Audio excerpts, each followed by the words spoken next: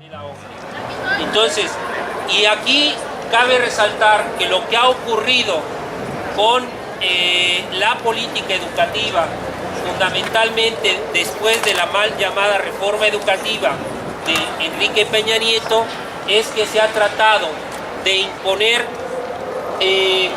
una política educativa que va en dos niveles. Uno, limitar los derechos de los docentes, incluso quitando la plaza base. Ya nada más los docentes tienen derecho a estar contratados por 4 años y hacer un examen y volverse a contratar, pero además de forma individual, no de forma colectiva.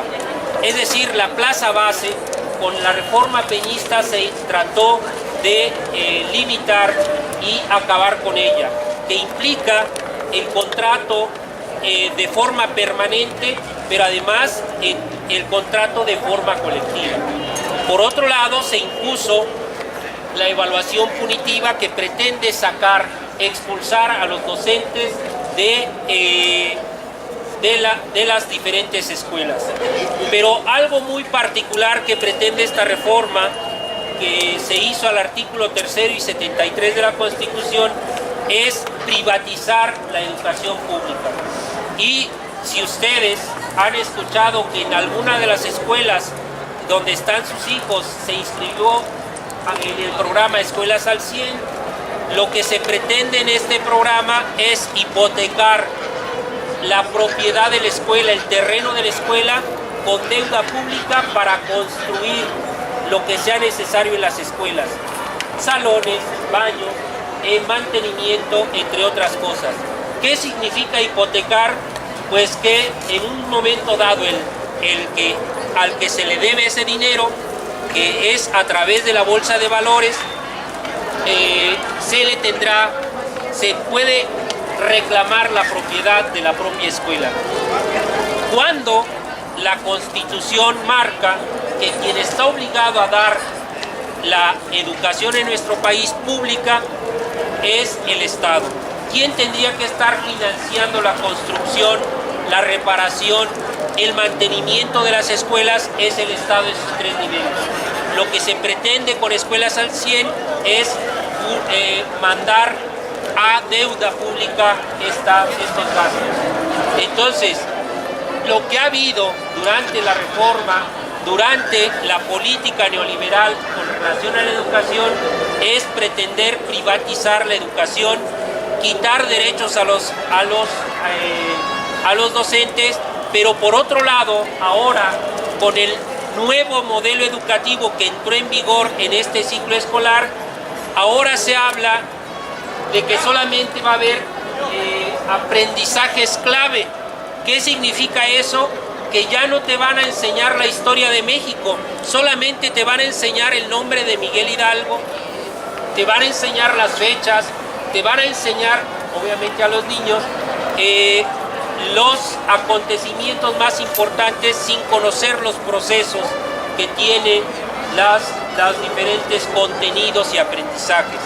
Entonces, también en el terreno educativo, en el terreno pedagógico, se ha estado encauzando la educación al nivel de las llamadas competencias, que no es otra cosa que capacitarse para el trabajo, para estar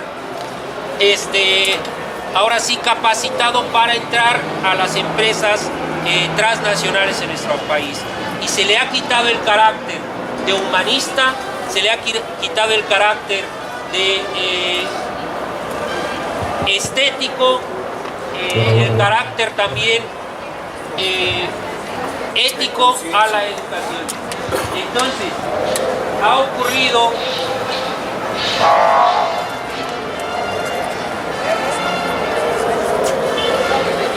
ocurrido en la política educativa de nuestro país y también del Estado de México que hay, por un lado, la pretensión de socavar los derechos laborales del magisterio. Ha ocurrido la intención de privatizar la educación pública. Ha ocurrido también la intención de limitar la educación pública, la educación en nuestro país, a uno solo de los ámbitos que debe cubrir la educación: el ámbito productivo, el ámbito productivista, eficientista. Y esto nos parece que atenta contra este derecho humano a la educación. Pero si fuera poco esto, compañeras, compañeros, no solamente ha ocurrido esto en la política educativa, sino que se ha pretendido socavar también los derechos civiles y políticos del magisterio.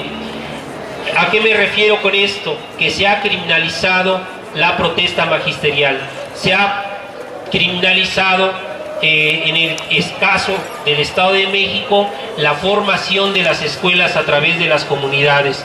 Hoy, en el Código Penal del Estado de México se castiga más severamente el que la población civil, el que un docente enseñe a leer a las comunidades, que pueda formar una escuela desde las comunidades, es más castigado que una violación.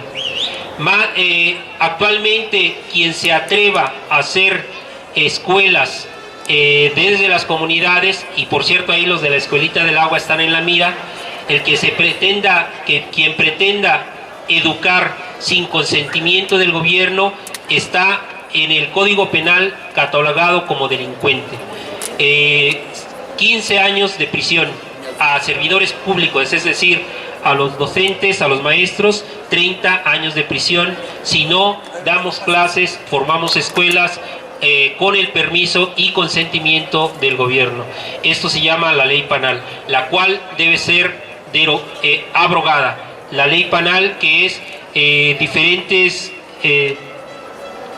diferentes artículos del Código Penal que tienen que ver con, déjenme encontrar el dato aquí, con impartición ilícita de educación. Y reitero, los de la Escuelita del Agua también están en la mira. Por otro lado, también incluso al magisterio se le ha aplicado unos artículos del Código Penal que dicen que se debe de haber un aprovechamiento de los bienes en común. Si en esta asamblea llegara a alguna autoridad municipal y nos denunciara porque estamos obstruyendo la vía pública, de forma inmediata nos pueden iniciar una carpeta de investigación e incluso presentarnos ante el Ministerio Público, o incluso mandarnos de forma inmediata al reclusorio, debido a que estamos, reitero, violando el artículo 187 y 188 del Código Penal, en donde se estipula que el estorbar el aprovechamiento de bienes de uso común es un delito. Entonces, también para este caso estamos pidiendo la abrogación de la llamada ley estorbo.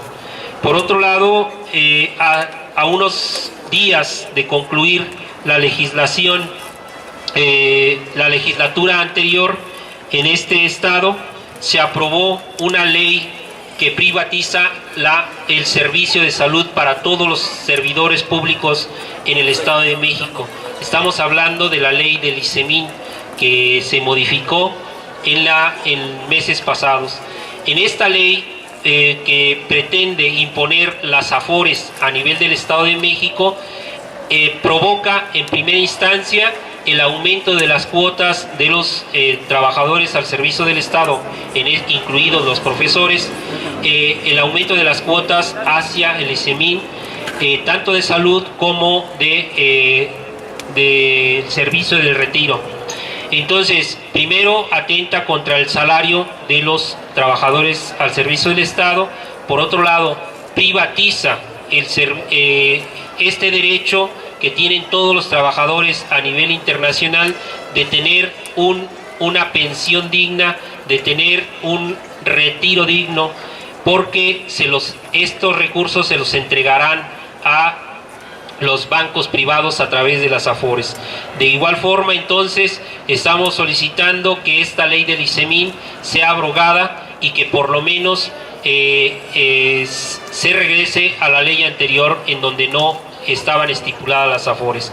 Quiero comentarles que el argumento fundamental que utilizan para la privatización, esta nueva ley del ICEMIN, es que el ICEMIN está en bancarrota, pero resulta que los grandes contribuyentes del ICEMIN, que son los diferentes gobiernos municipales, las universidades del Estado de México, pues hace mucho no han pagado sus cuotas, por eso está en crisis.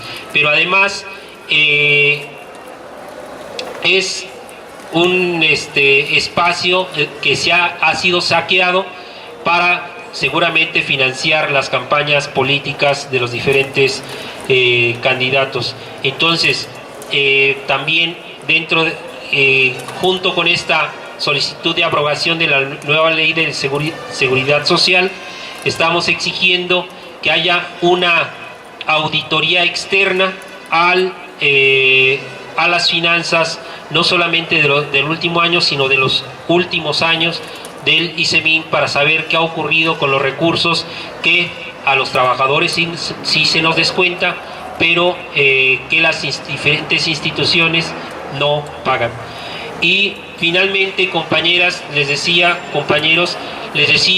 que la protesta magisterial ha sido también criminalizada, no solamente en el Estado de México, sino a nivel nacional. Actualmente, en el 2016, cuando se dio uno de los paros más prolongados del magisterio a nivel nacional, llegamos a contar más de 60 presos políticos, dentro de los que estaban incluso los secretarios generales de la sección 22 de Oaxaca. Actualmente todavía en la CENTE tenemos 5 presos políticos, donde en el Estado de México está el compañero Óscar Hernández Neri, al cual le construyeron un delito y que a lo largo del proceso que duró más de 4 años, se demostró que incluso el cuerpo del delito se puede desvanecer. ¿Qué significa esto? Que lo que dijo la Fiscalía, ahora la Procuraduría en ese momento, es totalmente falso. Incluso hay demandas por tortura, hay carpetas de investigación por falsear datos científicos por parte de un perito de la propia Fiscalía, y que no han avanzado hace más de 2 años. Entonces, eso es evidente que hay una persecución, que hay una criminalización, sobre todo por esta actitud de defender el derecho humano a la educación en el Estado de México.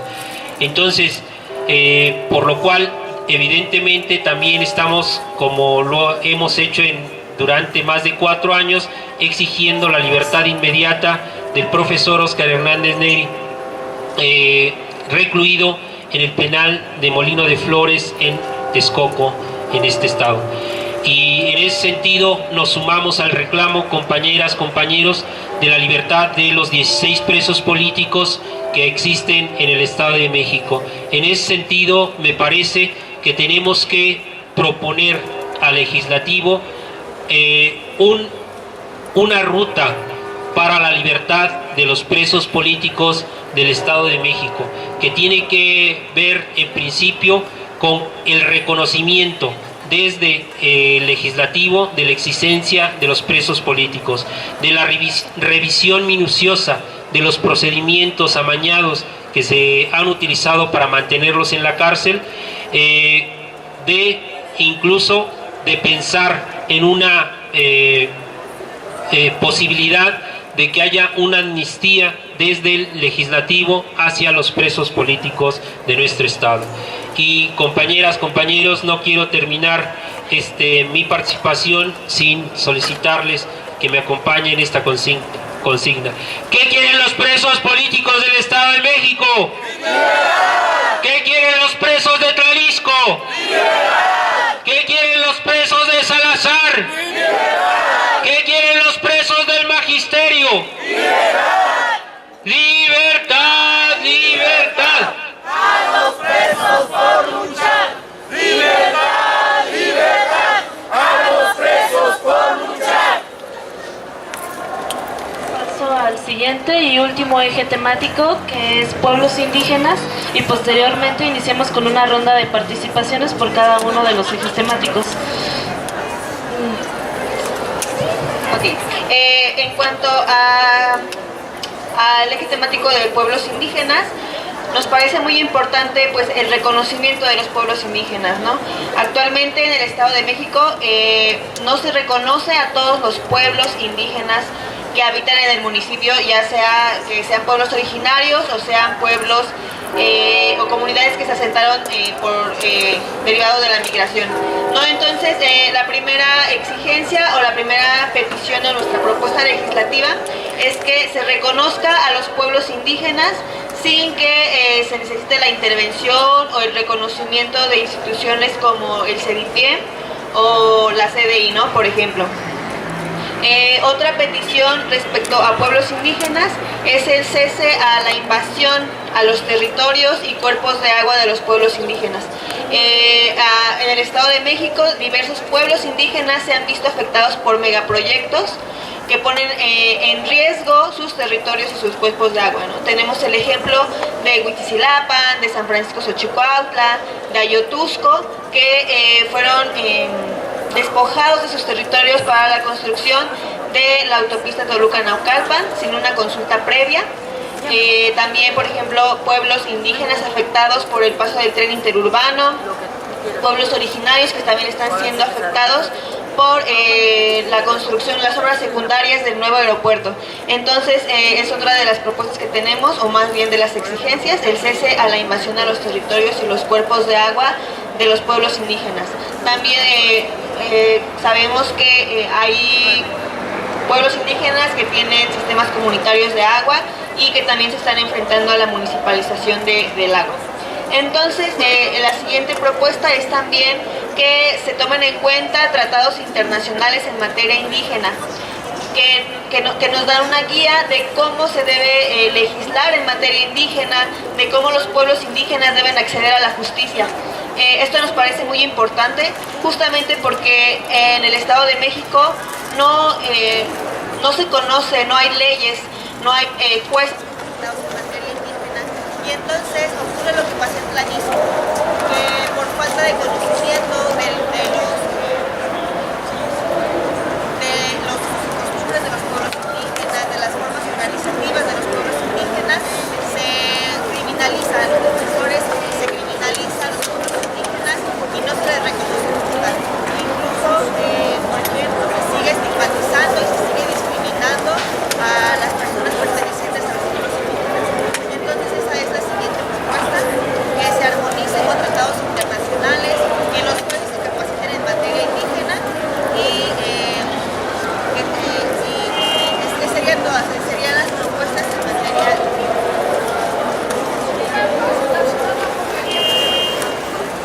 Buenas tardes a todos ustedes. Quisiera darles la bienvenida porque yo vivo aquí en Metepec, ciudad contigua, y me llegó pues en un WhatsApp la información de esta reunión, ¿verdad? De que muchos de ustedes pues vienen de muy lejos, de diversas partes del Estado de México. Y bueno, yo voy a hablar sobre una carta que le estoy dirigiendo a Andrés Manuel López Obrador. Existe la pretendida expectativa de que con el arribo de este nuevo gobierno del partido Movimiento de Regeneración Nacional, quisiera yo irles pasando una carta, es pequeña,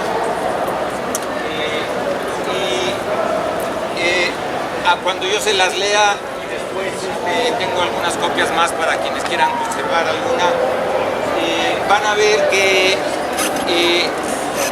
hay muchas coincidencias de todas las problemáticas que aquí se han tratado y que, bueno, precisamente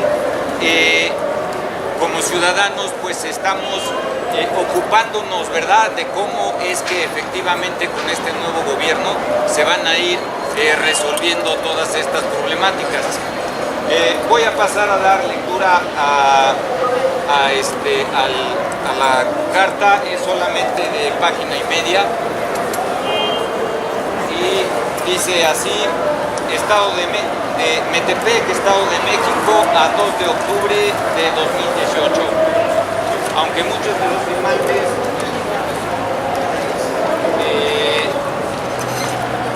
de la presente no votamos por usted, no me incluyo a mí, pero sí quiero incluir a todas las personas que no votaron por Morena y por López Obrador, ¿verdad? Ni por demás candidatos de su coalición política. Apelamos a sus máximos principios de honestidad y oportuna atención a las verdaderas necesidades sociales para enfatizarle que el pueblo de México ya ha rebasado su mayoría de edad, que por lo que lejos de requerir un gobierno paternalista y proteccionista, requiere a un gobierno que lo apoye y asesore para que la propia sociedad civil vaya desarticulando las organizaciones delincuenciales existentes al interior de los 3 niveles de gobierno y en todos los estratos sociales, de manera que se vaya aplicando justicia de la manera más viable y conveniente, sin permitir más impunidad, según sus propias políticas de amnistía y pacificación. Porque efectivamente el caos que actualmente vivimos en México tiene las dimensiones de una auténtica guerra civil. Le solicitamos envíe a las cámaras legislativas, en este caso a las del Estado de México, la recomendación de formular la iniciativa de ley de una acción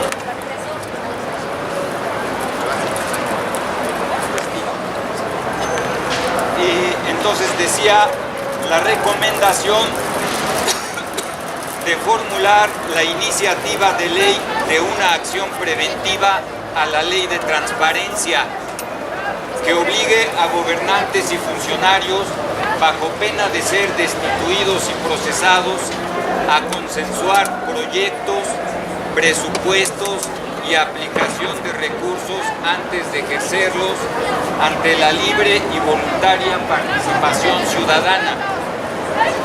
Cada gobernante o funcionario tendría que convocar a debates y toma de acuerdos, haciendo un acta de consenso en que cada participante emitiría su voto a favor, en contra o con algunos cambios al plan y presupuesto gubernamental. Esto no interferiría con los presupuestos de egresos de congresos y ayuntamientos. Sería parte de los procedimientos de participación comunitaria en el ejercicio y vigilancia de los mismos, como se señala en el artículo 2 de la Constitución Política Mexicana. Y como está reglamentado, el presupuesto que no quiera ser ejercido se devolvería a su respectiva entidad emisora. La ciudadanía testificaría el monto de lo recaudado en los 3 niveles de gobierno y consensuaría las partidas para los ejecutivos y su aplicación, cosa que nunca se ha imaginado siquiera. Esta acción preventiva a la ley de transparencia solo podrá garantizarse con la suficiente participación ciudadana, por lo que los movimientos sociales podrán abrirse paso en el debate y toma de acuerdos y virar de protestantes en propositivos, disminuyendo en gran medida las marchas y plantones a partir de su monitoreo, crítica y limitación de la acción de los gobernantes y funcionarios, legitimadores. Gracias. Decía, disminuyendo en gran medida las marchas y plantones a partir de su monitoreo, crítica y limitación de la acción de los gobernantes y funcionarios como legitimadores de su gestión previamente consensuada, porque significa la abolición del manejo discrecional del poder y los recursos públicos. Los tres poderes de la Unión se convertirían en los servicios ejecutivo, legislativo, judicial, monitoreo y por la sociedad civil cada vez más involucrada, organizada y disciplinada. Esto impulsaría la comunicación e interacción al interior entre las diversas comunidades ciudadanas, permitiendo constituir una red nacional de cooperativas de producción y consumo entre microempresas regionales, paralelamente a su participación a la economía formal.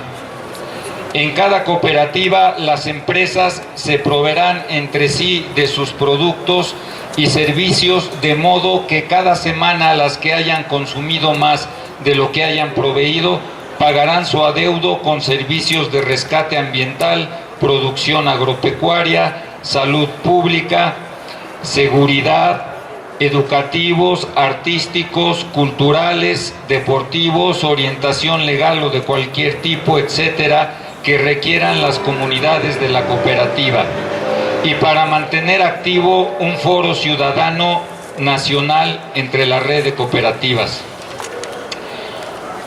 Con consejos